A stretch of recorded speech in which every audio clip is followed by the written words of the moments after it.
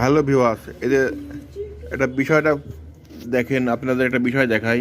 এই যে একটা পাওয়ার সাপ্লাই, এটা একটা পাওয়ার সাপ্লাই, কেউ কেউ বলে স্টেবিলাইজার ফ্রিজের এটা থাকে। এটা দেখেন, এটা কিন্তু অরিজিনাল স্টেবিলাইজার। হ্যাঁ, এটা কিন্তু অটো কাট না, এটা হলো স্টেবিলাইজার। এর ভিতরে এটা ট্রান্সফর্মার দেওয়া আছে, এটা এখানে একটা ট্রান্সফর্মার আছে। এটাতে সমস্যা হয়েছে কি আপনাদের দেখায়, এটাতে বডিতে শর্ট মারে।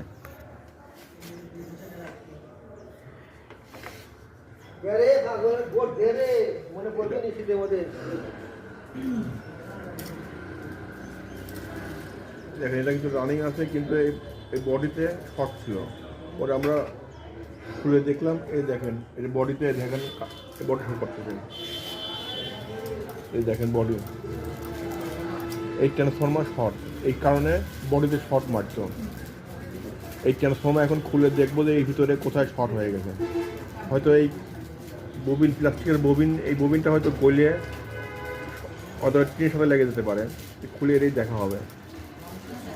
এরকম শর্ট হলে পরে কেউ কখন ফালাবেন না, ওখানে কিন্তু ঝুঁকি থাকে। এটা যখন বডিতে লাগানো থাকে সেক্ষেত্রে এই পুরো বডিতে কিন্তু কারেন্ট হয়ে যায়, তাতে কিন্তু রিস্কই হয়ে থাকে। এটা যদি ফ্রিজের গায়ের উপর রাখেন, এটা অনেকেই ফ্রিজের গায়ের উপর রাখলে পরে পুরো ফ্রিজ কিন্তু কারেন্ট হয়ে যায়। এরকম কেউ চালাবেন না। এরকম যদি কোনো সময় দেখেন যে ফ্রিজের শর্ট মারে বা কোনো কিছু শর্ট আছে, সেক্ষেত্রে কোনো সময় চালাবেন না। এই দেখেন